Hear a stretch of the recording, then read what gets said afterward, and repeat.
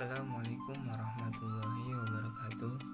Perkenalkan, nama saya Khairul Imam, Prodi Pendidikan Ekonomi Angkatan 2019. Di sini saya akan mengerjakan UAS mata kuliah Teori Ekonomi Makro. Dosen yaitu Pak Ode Kusumardi LC/MM. Baik, di sini saya akan memulai pembahasan yaitu tentang siklus ekonomi. Perekonomian yang ideal adalah perekonomian yang terus-menerus bertumbuh tanpa satu tahun atau bahkan satu triwulan pun mengalami penurunan. Pertumbuhan tersebut disertai stabilitas harga dan kesempatan kerja yang terbuka luas. Neraca perdagangan dan neraca pembayaran pun mengalami surplus yang baik.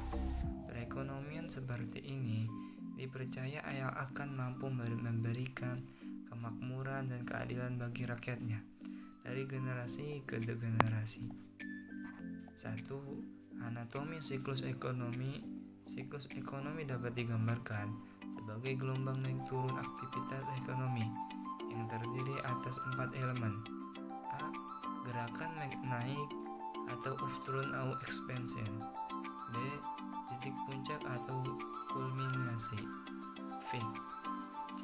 Gerakan menurun atau downturn atau recession. D. Titik rendah atau nadir, trough. A. Gerakan menaik atau upturn. Pemulihan ekonomi recovery ditandai dengan gerakan perekonomian yang naik, upturn. Kadang-kadang gerakan naik ini disebut juga ekspansi atau expansion bila gerakan menaik ini terjadi selama minimal 2 triwulan berturut-turut. B. Titik kulminasi. V. Ekspansi ekonomi tidak akan terjadi selamanya. Suatu ketika gerakan menaik ini mencapai titik tertinggi, titik ini disebut titik puncak atau kulminasi. V. Setelah mencapai titik kulminasi, perekonomian akan mengalami penurunan kembali. C. Gerak menurun, downturn. Yang dimaksud dengan gerak menurun adalah menurunnya output yang dilihat dari menurunnya tingkat pertumbuhan ekonomi. Kadang-kadang gerakan penurunan ini disebut resesi atau recession bila terjadi selama minimal 2 triwulan berturut-turut.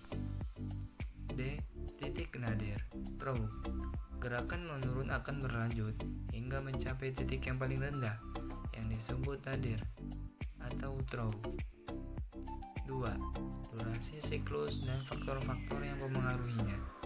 Waktu yang dibutuhkan dalam mempergerakan satu siklus telah lama menjadi pengamatan para ahli ekonomi.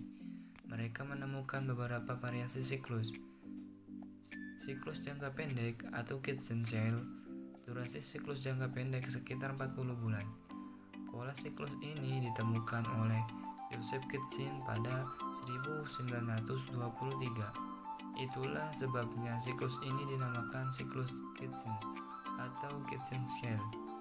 Faktor-faktor yang juga mempengaruhi siklus jangka pendek adalah pengaruh alamiah atau natur dan adat istiadat atau kebiasaan atau kostum, yang termasuk pengaruh alamiah antara lain siklus iklim, pengaruh sinar matahari, curah hujan, kekuatan angin, dan gelombang laut. Kekuatan alamiah ini mempengaruhi aktivitas perekonomian. Waktu yang dibutuhkan dalam pergerakan satu siklus telah lama menjadi pengamatan para ahli ekonomi. Mereka menemukan beberapa variasi siklus. A. Siklus jangka pendek, Kitchen-Shale. Siklus jangka pendek sekitar 40 bulan. A. Siklus jangka menengah, Juglar-Kessel. Durasi siklus jangka menengah adalah berkisar 7-11 tahun. Pola siklus ini pertama kali ditemukan oleh Clement Juglar pada tahun 1860. Ada beberapa penjelasan tentang penyebab siklus ini. Adalah satu yang cukup naik adalah penjelasan ekonomi Inggris William Stanley Jevons. Menurutnya, siklus ekonomi di bumi dalam Dalam hal ini perekonomian Inggris dipengaruhi oleh faktor eksternal, yaitu siklus bintik matahari atau sunspot yang berdaur ulang selama 11 tahun sekali. C. Siklus jangka panjang, Kondratief Cycle. Pola siklus jangka panjang pertama kali ditemukan oleh Nikolai de Kondratiev pada tahun 1925. Durasi siklusnya berkisar antara 48 sampai 60 tahun.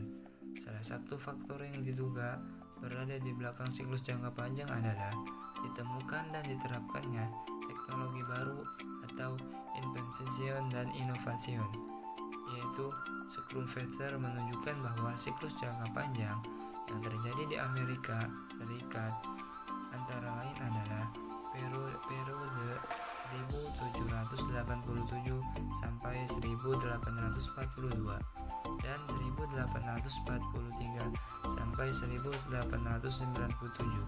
Siklus 1787 sampai 1842 dipengaruhi oleh penemuan mesin uap dan aplikasinya di dunia industri yang melahirkan revolusi industri. Sedangkan siklus 1843 sampai 1897 disebabkan ditemukannya teknologi massal, yaitu kereta api atau railroad. Siklus ekonomi, kesempatan kerja, dan inflasi. Siklus ekonomi dan kesempatan kerja secara umum adalah hubungan positif antara tingkat output dengan kesempatan kerja, terutama bila analisisnya jangka pendek.